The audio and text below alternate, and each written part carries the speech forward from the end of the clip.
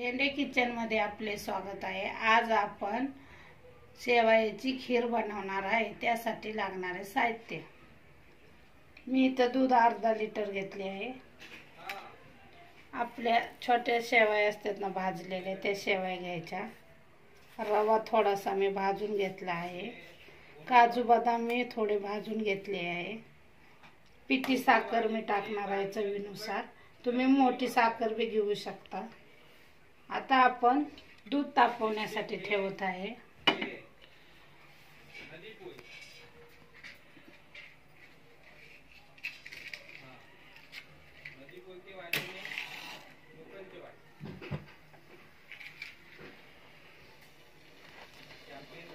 आपण दूध चांगलं तापवून घेतले आहे। त्यात आपण साखर टाकून घेऊ आणि व्यवस्थित हलवून घ्यायचे। चवीनुसार थोडेसे मीठ भी टाकायचे, तुम्हाला नशी मीठ लागत नाही टाकले तरी चालतं। दूध आपलं असं छान तापलं आहे, उकळी आली आहे, साखर आता विरघळत।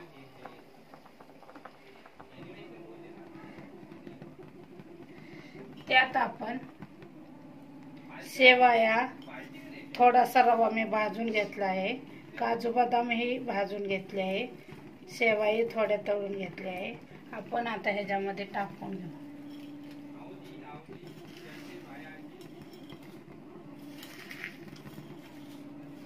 असं छान भाजून रवा घेतला आहे, ते बी ह्याच्यात टाकायचं, मिक्स करायचं। मी अर्धा लिटर दूध घेतले होते।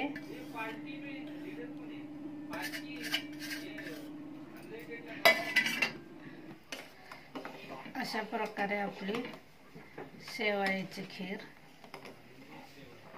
झटपटीत तयार होते।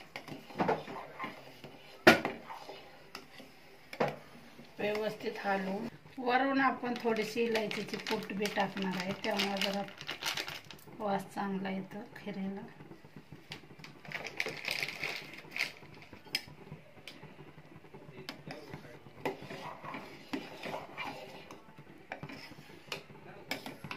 किती छान आपली अशा प्रकारे खीर तयार झाली आहे। मी काजू बदामचे बारीक बारीक तुकडे करून खीरीत टाकले आहे, तुम्ही तसे भी टाकू शकता, मनुके भी टाकू शकता, पण मी टाकत नाही। आपण खीर मंद आचेवर 5 मिनिटं शिजण्यासाठी ठेवणार आहे।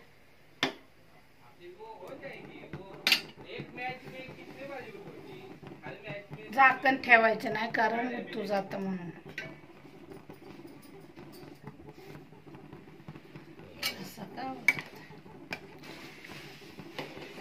अशा प्रकारे आपली शेवयाची खीर तयार झाली आहे। किती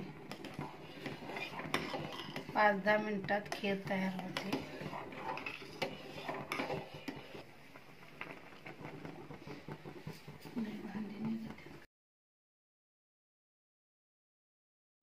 अशा प्रकारे आपली शेवयाची खीर तयार झाली आहे। ते तुम्ही पुरी संग किंवा नुसते भी खाऊ शकता।